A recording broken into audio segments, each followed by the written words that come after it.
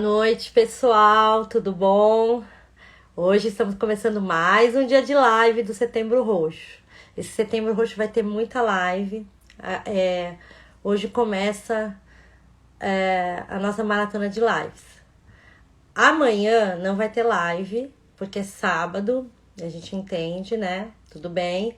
Amanhã não teremos live, mas hoje é a nossa primeira live médica, uma live muito especial, um assunto que vocês estão careca de me fazer pergunta aqui, então a gente vai falar desse assunto hoje.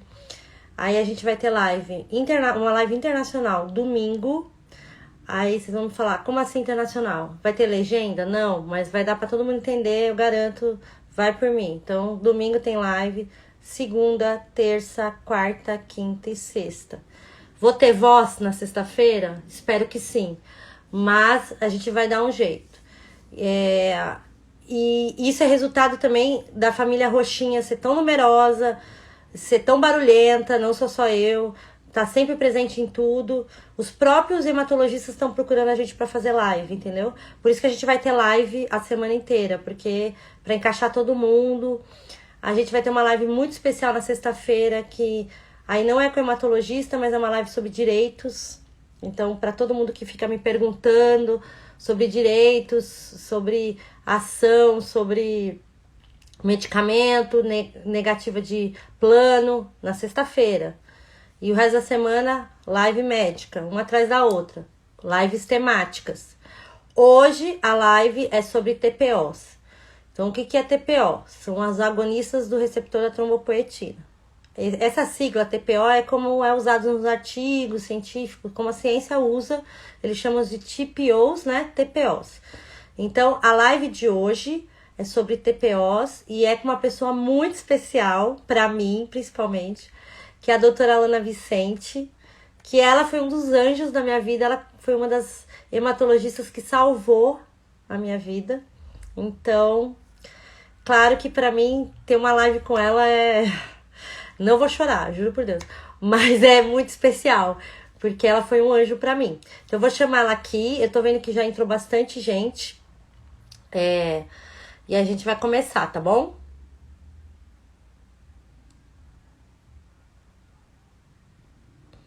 Peraí, tô chamando.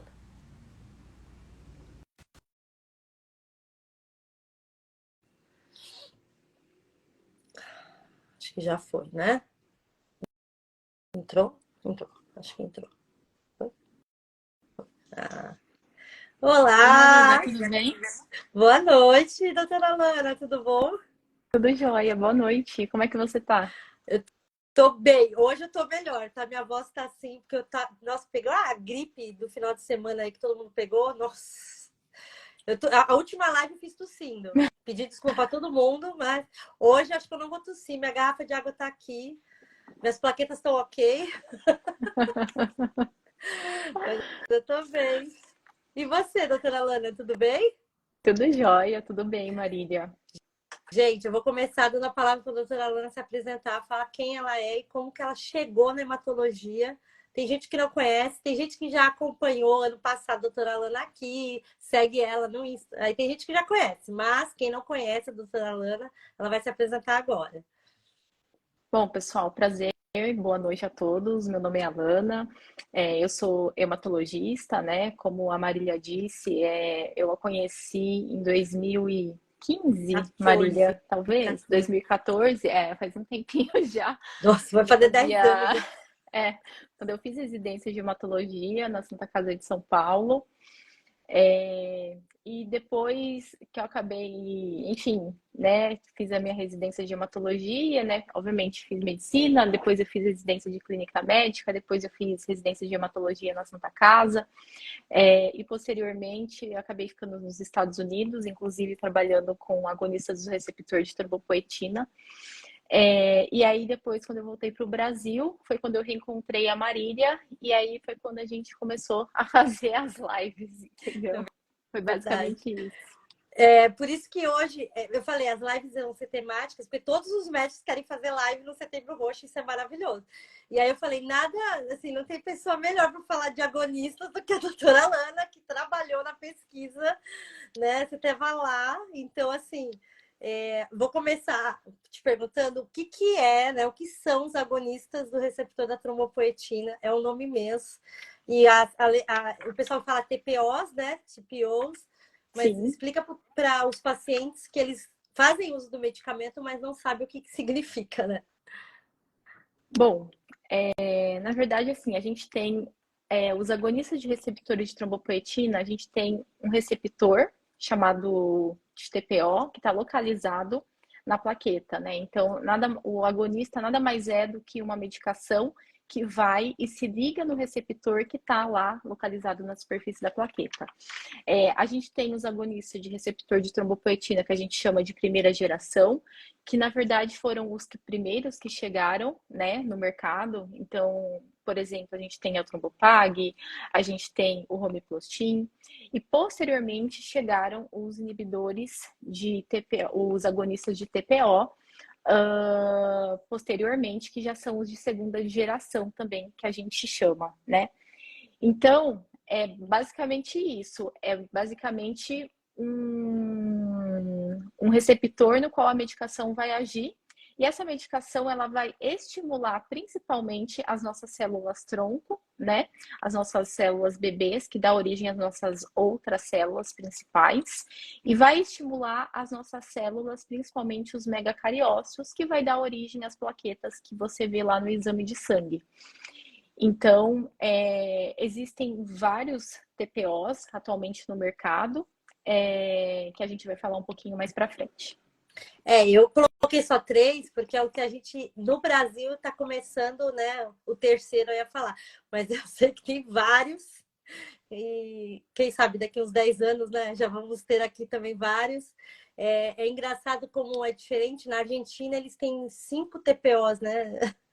É porque eu acho que lá, Marília, eles têm muitos genéricos também, entendeu? Sim. Eu acho que a diferença também é essa, entendeu? Na Argentina, a realidade é um pouquinho diferente do nosso, Tá. mas por conta de medicamento genérico. Eu acho que isso é uma realidade do mercado deles também. Tá certo. Eu já conversei com o pessoal de lá e, assim, eles preferem o original do que o genérico na questão do efeito. Eles percebem diferença, os pacientes, né? Então, eu não sei se é um efeito placebo aí do brand, da marca. Não deveria acontecer isso, não deveria existir, né? Porque o medicamento seria o É mesmo, o né? mesmo, né? Exato. Então, assim, qual é o resultado, assim, esperado quando o agonista funciona? Na PTI, assim, qual que é o resultado Sim. esperado da ação dele? Bom, não sei se você quer aqui já classificar os agonistas, né? Eu acho que, enfim, a gente pode classificar qual é o mecanismo de ação, né? Então, hoje, o que a gente tem é principalmente o Romiplostim e o Eltrombopag, né? Ambos os medicamentos, eles se ligam, né, no receptor de TPO, como eu disse previamente, causando principalmente uma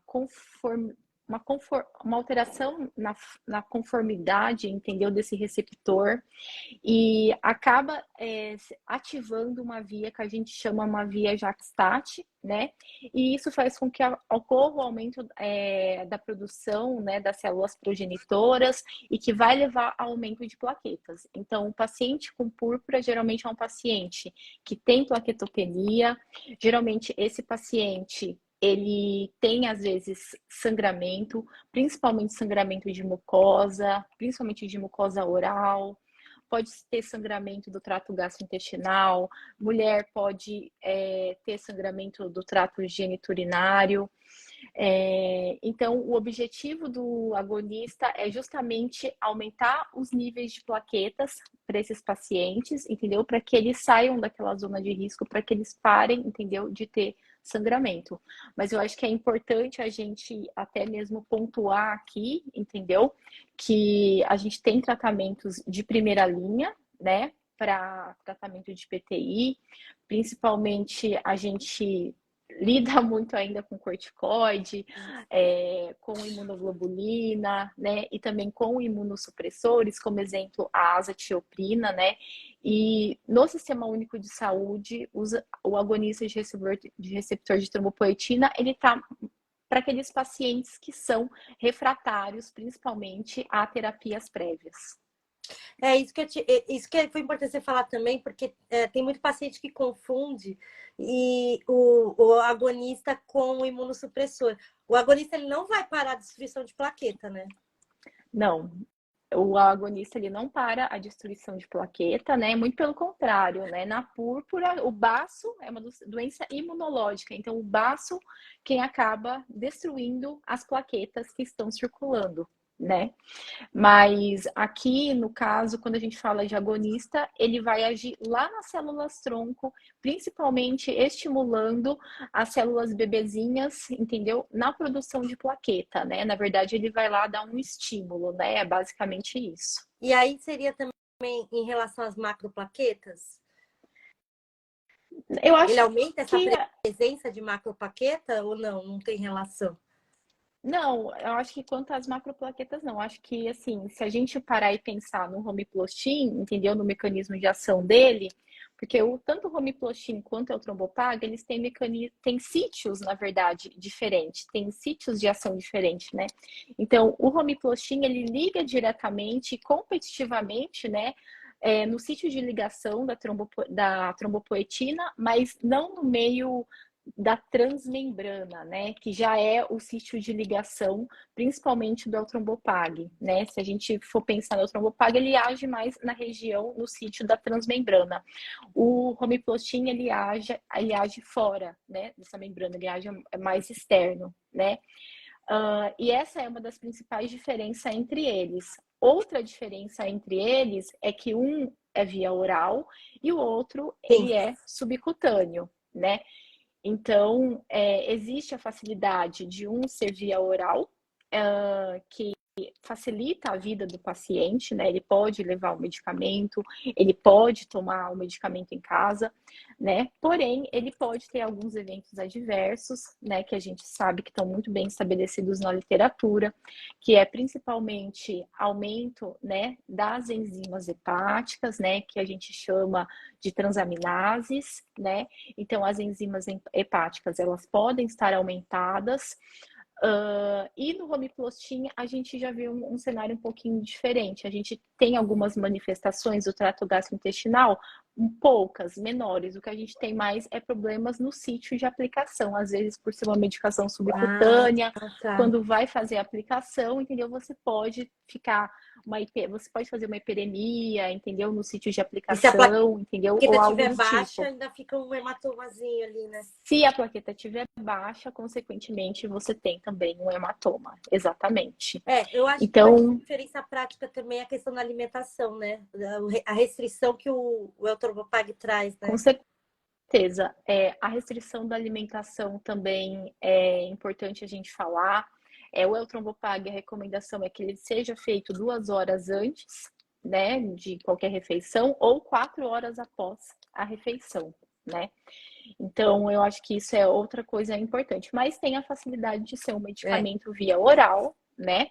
Mas tem também os seus eventos adversos, seus efeitos colaterais. Agora, atualmente, para tratamento de púrpura, a gente já vem lidando com os agonistas, né, de segunda geração. O Avatrombopag, por exemplo, né, que você citou, ele é um agonista de trombopoetina, né, mas já tem uma indicação de mercado um pouquinho mais diferente, né?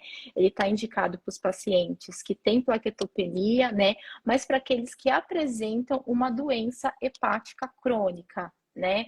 E principalmente porque os pacientes que já têm uma doença hepática crônica, a gente sabe que esses pacientes costumam ter plaquetas muito baixas. E às vezes eles serão submetidos a procedimentos, principalmente procedimentos, por exemplo, uma biópsia. E geralmente a gente, para fazer esse tipo de procedimento, a gente precisa de um medicamento para que a gente faça isso com segurança. Então, ele veio justamente para essa população, para esse nicho de pacientes. E é bom falar também, né? Porque o Avatrombopag, ele age no fígado, né? De certa maneira, né? Exato. E aí, Exatamente. a gente sabe que tem uma parcela de pacientes que não destrói só no baço, mas destrói plaqueta no fígado, né? Mas é uma menor É uma parte, menor né? A parte. maior parte da Mas aí, destruição, nesse a maior parte da caso, destruição é no ele baço. entraria nesse... Assim, seria um beneficiado com esse medicamento, de certa maneira. Sim, sim, com certeza. Eu acho que para esses pacientes com esse perfil que tem doença hepática crônica, sim, com certeza, eles têm benefício. Inclusive, a gente tem 2 estudos clínicos, que é o ADAPT-1 e o ADAPT-2, que mostram esses benefícios para esses pacientes com doença hepática crônica, né? E a gente sabe que ele estimula também os megacariócitos, né? A parte das células progenitoras da medula óssea, né? O que acaba resultando principalmente no aumento do número de plaquetas. E eu ia te perguntar também uma coisa, eu nem coloquei no nosso roteirinho, mas eu lembrei agora. Tem mais sucesso quando, assim, eu já vi os estudos que tem mais sucesso quando o paciente não responde logo de cara ao agonista, e aí eles fazem aquele tratamento combinado com dose baixa de corticoide. Pode ter tratamento combinado também. Às vezes, se o paciente, você começa o medicamento, entendeu? O que você espera quando você começa a medicação, depois de uma semana você espera que esse paciente já tenha resposta, né? E às vezes tem pacientes que não têm uma resposta adequada. E aí você pode realmente fazer combinações, principalmente com esteroides. Isso pode ser feito também. Mas a grande maioria dos casos, né? Geralmente os Eles pacientes não respondem muito bem. querem, Exato. eles não querem esteroide nem Mas ainda é um dos principais tratamentos que a gente tem de primeira linha, né? Que é o imunossupressor, principalmente o corticoide, né? Assim como a imunoglobulina, né? E a gente tem as indicações, né? A gente sabe que esses pacientes que não respondem ao corticoide, que não respondem à imunoglobulina, principalmente, esses pacientes, né, têm benefício, né, pelos estudos clínicos dos agonistas de receptor de trombopoetina. E aí eu te perguntar uma coisa. A gente tem acesso nos estudos de que fala assim, se você não responde a um, a chance de responder ao outro agonista é maior. Isso Sim. procede? Pode acontecer, entendeu? Às vezes você tem um paciente que, às vezes o que pode acontecer, Marília, assim, como eu disse, né, o mecanismo de ação, os dois são agonistas dos receptores de trombopoetina, mas o sítio e o mecanismo, eles se divergem entre si, tanto do romiplostim, quanto do trombopag, quanto do avatrombopag, né? Então, o sítio é o mesmo, mas o mecanismo de ação muda entre eles. Realmente tem alguns pacientes que podem não responder a um tipo de agonista, mas pode responder a outro, né? Mas a grande maioria dos pacientes geralmente respondem. Mas se eventualmente você tem um paciente que não está tendo uma boa resposta, ou até mesmo ele está tendo algum evento adverso, né? Principalmente aumento de transaminases, às vezes fica 3 vezes maior do que o limite da normalidade, entendeu? Você precisa parar o medicamento, entendeu? Às vezes você precisa trocar o tratamento desse doente. Sim. Você falou do tempo de ação. É rápido mesmo, né? O TPO, né? Eles agem, começa a subir Sim, rápido, né? geralmente o esperado, né, o que a maior parte que a literatura traz para a gente é que a partir de 7, 8 semanas, né, que a gente espera já que ocorra o aumento, entendeu, desses níveis de plaquetas, né.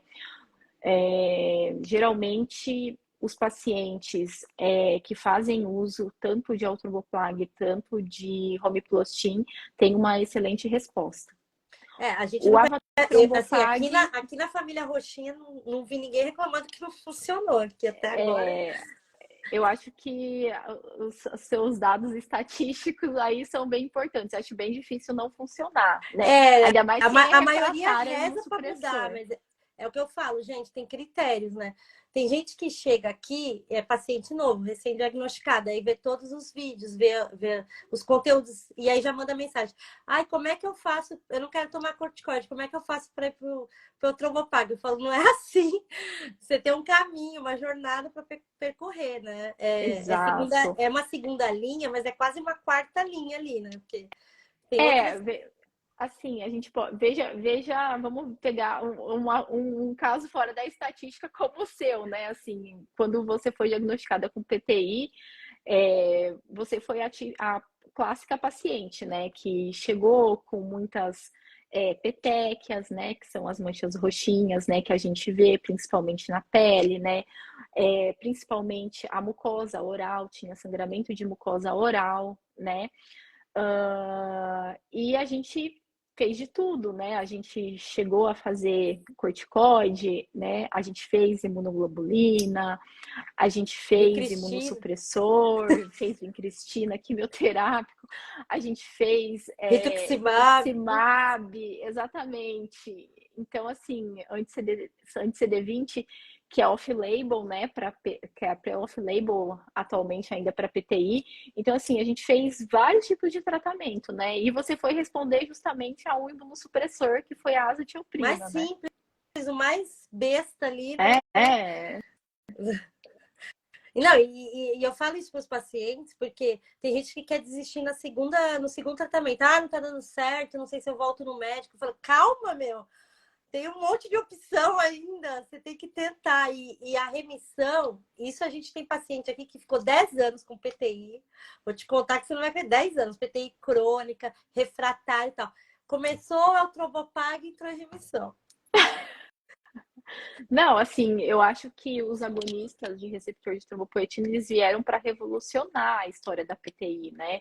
Se a gente olhar para trás e a gente ver todo o desenvolvimento que foi feito ao longo dos anos, né, para tratamento da PTI, hoje a gente está falando já, entendeu, a gente já está falando na fosfomatinib, entendeu? Que É, acabou de ser aprovado agora em julho, entendeu? Que já tem outro mecanismo de ação, entendeu? Que é um inibidor da tirosina quinase, não, a gente né? já tá na Principalmente tirosina, do né? vaso. Exato. Então, assim, você já está tendo outros mecanismos de ação, entendeu? Que está melhorando o desfecho desses pacientes que são refratários à primeira, segunda linha, né? E até mesmo aqueles que são refratários aos agonistas de receptor de trombopoetina, a gente também já tem desenvolvimento de novos medicamentos. Eu conheço uma paciente da Holanda, ela é minha amiga, na realidade. Ela tem 65 anos por aí e ela tem PTI desde criança. Sempre teve, crônica, daquele jeito, tá levando a vida e tal. Agora, com 60 e pouco, ela começou a usar Romiplastin e é a primeira vez que ela tem mais de 100 mil plaquetas. E aí agora ela nem acredita, mas é o que eu falo.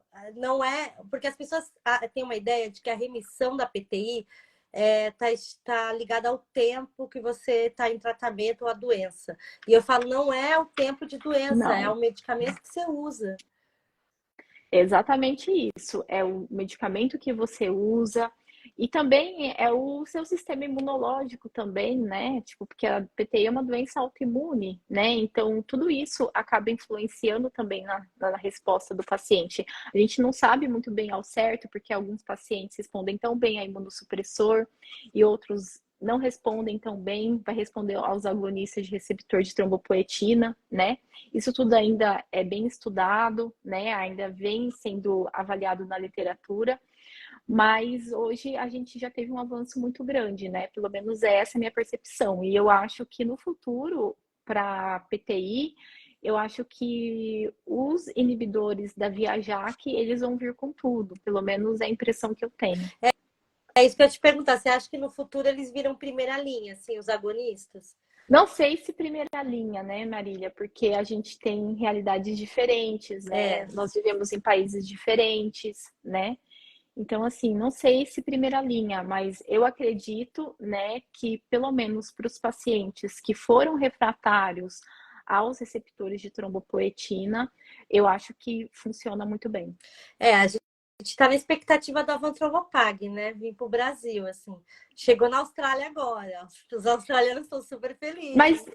mas tem uma indicação peculiar, né? Tem É, uma indicação é. peculiar, né? Que é para os pacientes que já têm uma doença hepática E essa pré-estabelecida, né? doença hepática tem que ser uma doença sem relação com a PTI ou pode ser uma doença hepática causada pelo tratamento longo de corticoide, pela PTI, alguma coisa assim? Olha, geralmente, na indicação de bula, que eu, pelo menos a gente não tem aqui, pelo menos que eu me lembro pela indicação de bula do FDA, entendeu? É para pacientes com doença hepática crônica, né? Que vai ser submetido a algum tipo de procedimento. Então, se eventualmente esse paciente tem plaquetas abaixo de 40 mil, né? Você pode iniciar uma dose de 60 miligramas, né? E se essa plaqueta for entre 40 e 50 mil, geralmente a gente faz aí 40 miligramas. Um dos grandes, assim, problemas que a gente viu durante os estudos clínicos foi principalmente algumas complicações que podem acontecer durante o tratamento, né? Que foi muito baixo, na verdade, entendeu? Foi inferior a 5%, que foi trombose de veia porta, né? Porque a gente sabe que esses pacientes, às vezes ele pode ter uma cirrose hepática, não só uma cirrose hepática causada por exemplo, por uma hepatite, entendeu? E esses pacientes podem desenvolver trombose de veia porta. E outra coisa interessante que mostra os estudos é que aqueles pacientes que têm principalmente mutações genéticas, como mutação do fator 5 de Leiden, que é uma mutação que te predispõe a você ter Trombose, trombose, assim como a mutação do gene da protrombina também pode acontecer, e pode ter uma predisposição a ter trombose. A gente sabe que esses pacientes são os que mais podem vir a ter eventos tromboembólicos, principalmente trombose de veia porta. É importante você falar isso, porque o pessoal, tem muita gente que acha que, por exemplo, tá tudo no mesmo patamar, né? Os medicamentos. Então, e não são camadas, Tem né? indicações, né? Eu acho Indicações. que o importante, o mais importante é que quando você tem o diagnóstico de púrpura, né, e você faz um tratamento de primeira e de segunda linha e você não tem resposta, né, tipo, isso não é o fim do mundo e não é o fim do túnel, né?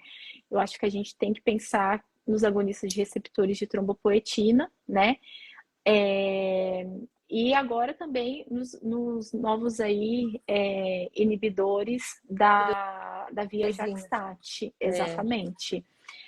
Porque às vezes o paciente ele fica angustiado, o paciente ele vê, né? Às vezes ele precisa ser submetido a algum tipo de procedimento, ele fica angustiado, entendeu? Principalmente esses pacientes com doença hepática crônica, que precisam ser submetidos a algum procedimento, né? E fica com plaqueta baixa, ele corre um risco, né? Durante o procedimento. Então, devido a essas circunstâncias, é uma necessidade médica não atendida e é uma necessidade que a gente precisa atentar com outros olhos. O interessante do Avatromopag é que ele também é comprimido, né? É uma forma mais fácil de tomar, né? Isso também é um comprimido, né? É igual o Eltrombopag, ele também é via oral, né? O que diferencia um do outro é principalmente a dose, né? Então, o Eltrombopag, a dose inicial dele é de 50 miligramas, né? Que geralmente os pacientes caucasianos iniciam. Lembrando que os pacientes lembrando que os pacientes asiáticos, esses pacientes, por ter um metabolismo diferente, né, uma metabolização diferente, a dose ela é reduzida, né? A gente inicia uma dose menor, uma dose de 25 Nossa, é muito miligramas. importante você falar isso, porque eu acho que o pessoal não sabe isso. Eu acho que isso é bem importante da gente falar, porque a dose é uma dose diferente, né? A gente usa uma dose diferente, a dose que a gente inicia é diferente, né? E eu acho que todos têm suas vantagens e suas desvantagens, né?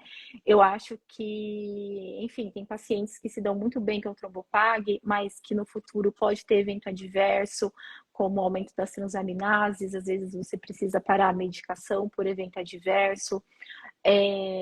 O romiplostim também tem eventos adversos, principalmente no sítio de aplicação. Então, eu acho que tudo tem seu ônus, seu bônus e seus Sim, prós e contras aqui, sim. né? Eu ia te perguntar, o tempo de. Existe um tempo máximo para tomar os agonistas? Assim, é ideal fazer uma parada? Ou pode ir tomando. Acabei de ler uma pergunta aqui que a menina falou que faz 4 anos que ela toma Revifloxin. Então, isso é muito discutível, né? O que a gente sabe na literatura é que a partir do momento que você tem um nível de plaqueta, entendeu? Já considerável, vamos supor aqui, um nível de plaqueta acima de 200 mil, por exemplo, a gente sabe que a gente precisa começar já o início de redução de dose, né? Então, geralmente, o Homepostin, os pacientes fazem uso de 1 micrograma por quilo da medicação. E se eventualmente ele já tem um nível de plaqueta, digamos, aceitável, digamos, que permita na bula, né, você iniciar o desmame da droga, entendeu? O médico ele vai fazer o desmame da droga, né? Então, assim como o Eltrombopag é a mesma coisa, né? Se eventualmente o paciente ele tem níveis de plaquetas já aceitáveis, que dá para a gente fazer a redução de dose e até mesmo parar a medicação, sim, é possível. Claro, no caso do Eltrombopag, acompanhar os exames do fígado, né? Porque também talvez você tenha que parar por Exato. conta dos exames, né? No caso do Eltrombopag, é super importante você fazer o acompanhamento de bilirrubinas, de TGO, de TGP, né, que são os exames principalmente que fazem essa avaliação. E se eventualmente o paciente observar que o olho começou a ficar amarelo, né? Isso é um evento, um colateral, um evento adverso da droga, né? Geralmente ocorre um aumento dos níveis de bilirrubina, né, no sangue, né? E é um dos sinais que ele pode ter um aumento dos níveis de bilirrubina e dependendo dos níveis, pode ser que você precise ou não parar o medicamento, né? Aí depende do paciente, depende dos níveis de bilirrubina, TGO e TGP que a gente acompanha. A menina perguntou aqui, né, que ela faz uso do Homepostin, se aumenta o risco de trombose, que ela faz 250 microgramas para 60 quilos, 3 vezes, né, 3 microgramas por quilo. Ela tá fazendo 3 microgramas por quilo. Aí eu acho que depende, assim, riscos existem, obviamente que risco existe, mas como eu disse, o risco é muito baixo, entendeu? É inferior a 5%. Então, todos os agonistas têm risco, né? Agora, se ela está fazendo uso de 3 microgramas por quilo e ela tá indo bem, depende do nível de plaqueta dela, né? Aí ela tem que conversar e discutir com o médico dela se é possível iniciar o desmame do medicamento ou não. Aí depende do exame de sangue e depende dos níveis de plaquetas, se já são aceitáveis para iniciar o desmame do medicamento.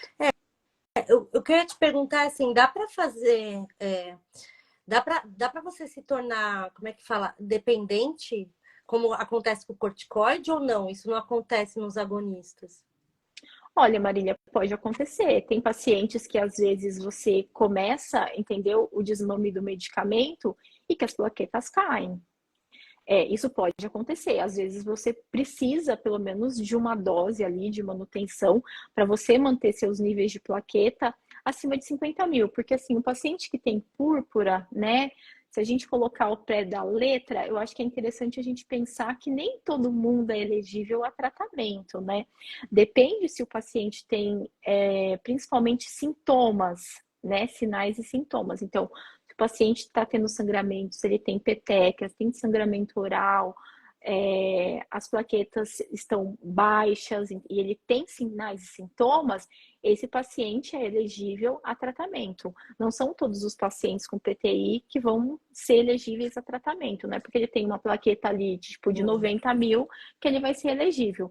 E muitas vezes, tem pacientes que às vezes você começa o agonista de receptor de trombopoetina e você começa o desmame e as plaquetas começam a cair. Isso é normal acontecer. Às vezes o paciente chega para você e fala, poxa, mas com a dose mais alta eu estava com 250 mil plaquetas.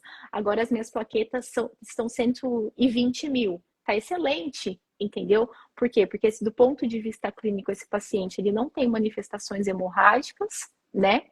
E do ponto de vista laboratorial, geralmente é o que eu falo, a gente não trata exame, né? A gente trata o paciente.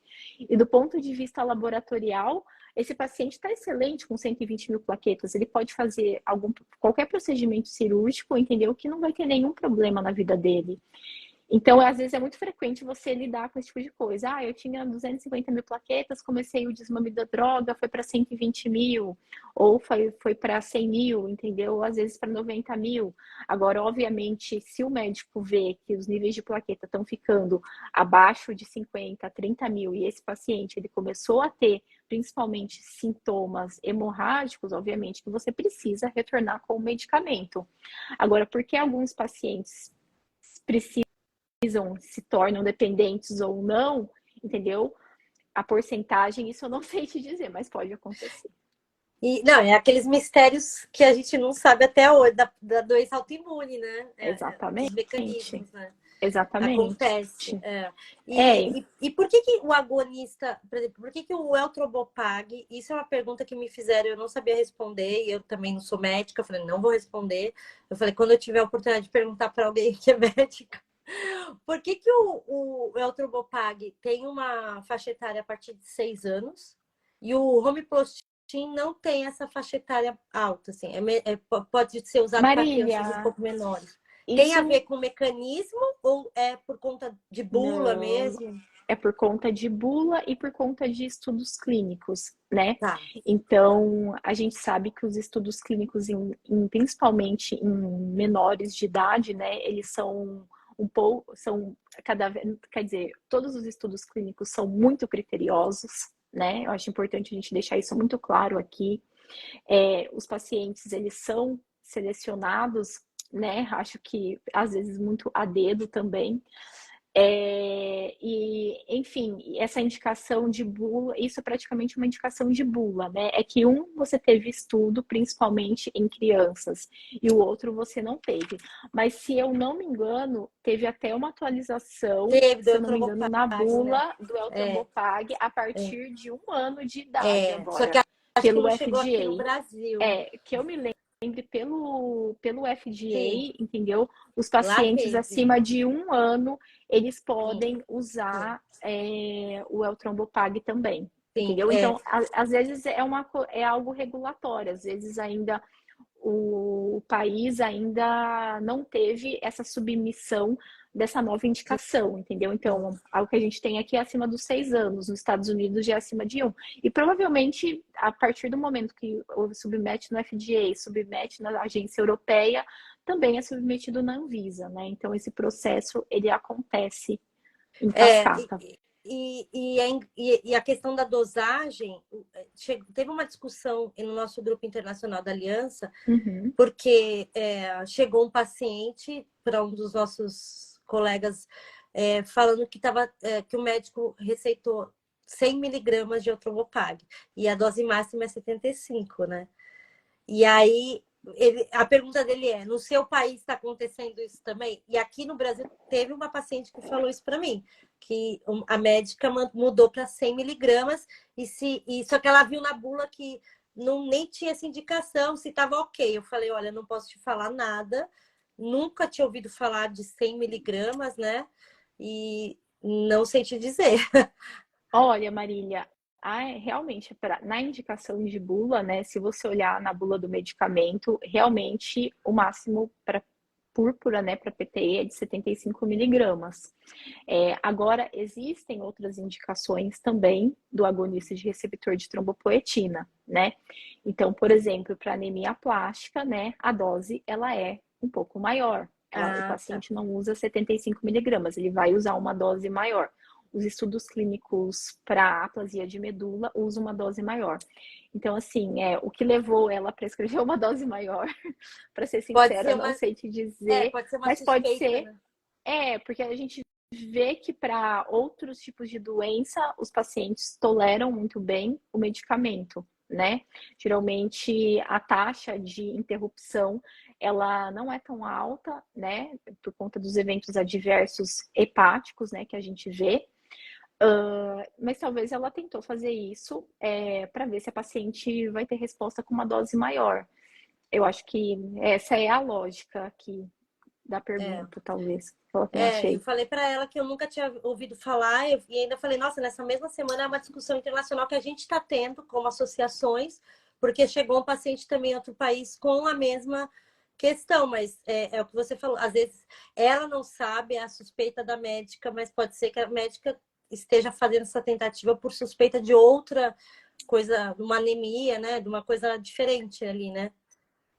Eu acho que pode acontecer isso também, né? Às vezes, enfim, existem diagnósticos diferenciais, né, de púrpura que são importantes, né? Então, sempre frisar que o exame de medula óssea ele é extremamente importante para a gente avaliar, né, a medula do paciente com púrpura, né, que é uma medula completamente diferente de um paciente, que é uma distribuição imunológica, né, então é uma medula completamente diferente de um paciente que tem uma aplasia de medula, que é um diagnóstico diferencial, assim como síndrome mielodisplásica, que eu acho que é o principal diagnóstico diferencial Sim, aqui, né, displasia de medula, que geralmente é muito mais frequente nos pacientes idosos, né? Geralmente, paciente jovem é muito difícil ter displasia de medula óssea.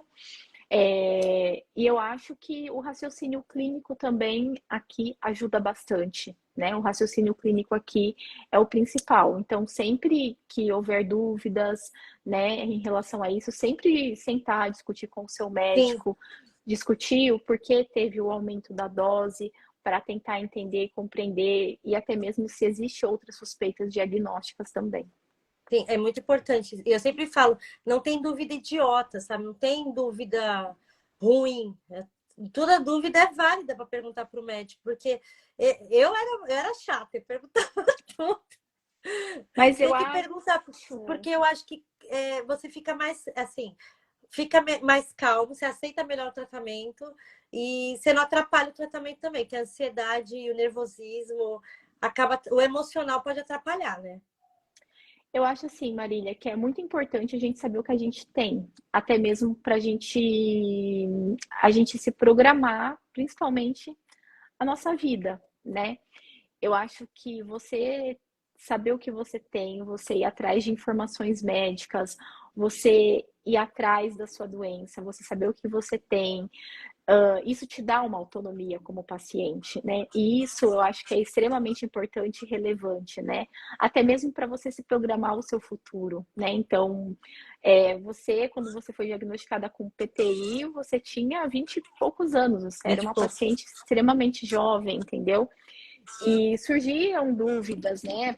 Tanto acho que para você, tanto para sua mãe, a sua familiar, a sua cuidadora que estava ali o tempo todo com você, e surgiam dúvidas, né? E sempre tudo era falado, o que a gente ia fazer, de que forma que o medicamento ia agir e de que forma que a gente esperava que aquele medicamento agisse, né? Então tudo era bem conversado antes e eu acho que isso é um dos principais pilares e princípios para você tratar um paciente, independente da doença que ele tenha, né? Eu acho que é importante ele ter autonomia, ele saber a doença que ele tem, e ele saber os tipos de tratamento que ele vai ser submetido, quais são os possíveis eventos adversos que podem acontecer. Eu acho que isso é extremamente relevante. Eu acho que quando a gente fala também dos agonistas, o efeito mais comum que todo mundo relata aqui para nós é a dor de cabeça, né? Sim, Dor de cabeça e dor no corpo, né? Dor óssea, né? E que faz sentido se você está estimulando a medula ali, né? sim. Você está estimulando as suas células bebê, né? Que são as suas stem cells, praticamente, né? Então, realmente, esses sintomas podem acontecer. Agora, a gente tem que pesar sempre na balança os prós e os contras do tratamento, né? Então, assim, existem eventos adversos, talvez, que eu vou ter que lidar pro resto da minha vida? Existe. Mas também pode ser que um momento você pare de usar o medicamento, que foi praticamente o que aconteceu com você, né? É, Chegou no momento que você usava o imunossupressor e que você praticamente se curou, que não fazia mais sentido você continuar usando o imunossupressor. e eu vou ser sincera, eu Eu fiquei preocupada com os eventos adversos? Fiquei, como qualquer Claro. pessoa fica. Fiz o que eu podia fazer no meu alcance, então, mas isso eu falo para os pacientes sempre aqui, quando eles me perguntam, mas eu posso beber tomando a Trombopag? Eu posso beber tomando as atiopina? Eu falo assim, o ideal é não beber nunca. Mas se você gosta de beber, pare durante o tratamento, porque você está tentando cuidar do seu corpo, né? Você está tentando se curar, o fígado está lá trabalhando para metabolizar esse remédio e você está Sim. bebendo álcool. Então, assim, eu, por escolha própria, eu parei de beber por 3 anos. Eu não bebi, mas nem a champanhe do drink do Natal, nada. Eu parei de beber por 3 anos porque eu estava tomando 100 miligramas de azatilprina dia, entendeu? E aí, para mim, não fazia sentido. Taquei protetor solar, né? Usei chapéu, não tomei sol, porque eu não queria ficar com melasma, porque eu sei que a azatilprina causa melasma. Então, assim, Exato. tudo que estava ao meu alcance de melhorar minha saúde ali, para ajudar o medicamento a trabalhar na dele ali, eu fiz. Então, quando os pacientes vêm perguntar para mim, eu nunca vou falar, pode beber uma cervejinha. Eu falo, eu parei de beber. Assim, você está tratando, e é o que você acabou de falar. Aí, o Eltrombopag, ele pode aumentar os níveis Das do fígado. transaminases Exato. hepáticas, exato. Então, assim, Eu acho, assim, eu acho que cada paciente é de um jeito, cada paciente é de uma forma, e eu acho que você tomou essa atitude porque você não, você falou, bom, eu não quero mais isso para mim, né? Eu não acho via que sentido ali, não sabe? via Do jeito que eu tava sentido ali. na sua lógica, na sua razão ali no momento, não havia sentido. Mas, enfim, mas lembre-se também que para algumas pessoas, entendeu? Brindar também faz muito sentido na vida delas, né? Então, eu acho que isso é sempre você pesar na balança, né? Você pesar tudo na balança, os prós e os contras, né? E sempre você ter acompanhamento médico, conversar com o seu médico, né? Se você pode, às vezes tem até medicamento, entendeu? Que pode causar toxicidade hepática também, né? A gente vê muito, principalmente às vezes antifúngicos, por exemplo, que causa muito toxicidade hepática. Às vezes o paciente pode tomar algum tipo de medicamento que tem essa mesma metabolização. Então, tudo assim, tem que conversar com o seu médico, tem que discutir com ele e tem que conversar e deixar tudo acordado e tudo alinhado com ele, né? Eu acho que isso é o principal. Como você tomou essa atitude, você não quis, porque você não quis assim, bom, eu não quero mais isso para minha vida, porque não faz lógica, não tem razão isso para mim. E como outras pessoas vão pensar igual a você, ou não, né? Às vezes não, às Não, é vezes. que eles perguntam é isso, né? Porque quando eles perguntam pro médico, o médico, eles falam, mas o médico não falou que eu tenho que parar de beber. Eu falei, mas o médico nunca vai falar que você tem que parar ou não de beber, Claro. porque na cabeça do médico você já não vai estar preocupada com isso, né? Eu entendo dessa maneira. Mas eu falo, eu tomei essa atitude porque eu estava tentando curar meu corpo. Então, se eu estava tentando me curar, me cuidar, não fazia sentido também comer comida gordurosa. Tudo que eu podia machucar meu fígado, eu tirei, porque eu já estava fazendo uso de um medicamento que podia, né? A azatilprina é tóxica para o fígado também, né? Fazer TGO, TGP Sim, todo mês. Então, eu sim, já sabia que eu estava correndo esse risco, né? Para que eu vou aumentar a equação? Vamos dizer assim. Para mim não fazia sentido. Então, quando eles pedem esses conselhos, eu falo: o ideal é manter uma alimentação saudável. O que é uma alimentação saudável? É uma alimentação que não vem totalmente lacrada numa embalagem industrial, né? Vou tentar manter um arroz e feijão e uma batata frita, que seja, mas uma alimentação saudável para aguentar o tratamento, porque a gente tem que entender que a gente está em tratamento, né? sim. E às vezes esses pacientes ficam em tratamento durante anos e anos e anos, né? E tem muito paciente que às vezes você. Isso acontece, Marília. Você tenta tirar o corticoide, tem paciente que não quer.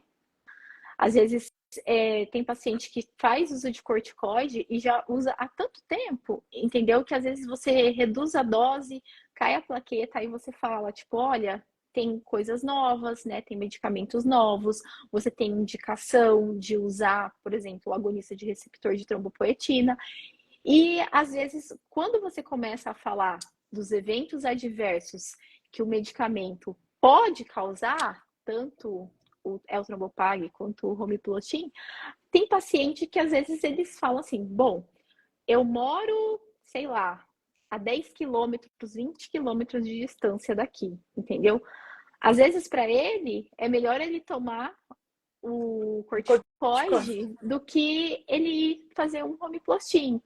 Ou, às vezes, entendeu? Quando você fala, tipo, do evento adverso hepático, entendeu? Que ele vai ter que fazer exame mensal para avaliar, entendeu? O fígado dele, às vezes ele vai falar que ele não quer, que ele prefere usar o corticoide porque ele não precisa ficar fazendo exame sempre, entendeu? Porque ele tá ali com uma plaqueta estável. Então, tem muitas pessoas também que estão numa zona de conforto. Né? Tem essa também. Já peguei, Gente, já tive pacientes, pacientes assim. Então, assim, eu acho que a gente tem realidades, entendeu? Diferente, e o seu papel aqui é super importante e super relevante, né? Porque o seu objetivo aqui é trazer informação. Né?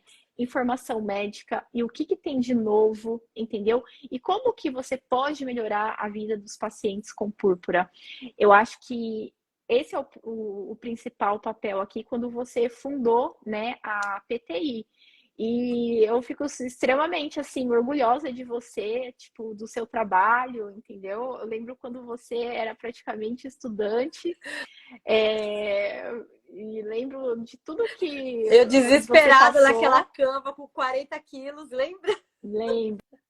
E assim, eu lembro de tudo que você passou, entendeu?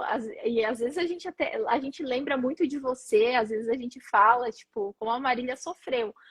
E a Marília sofreu muito naquela época, né? E tudo isso te fortaleceu, na verdade. Hoje você fundou hoje a PTI Brasil, entendeu?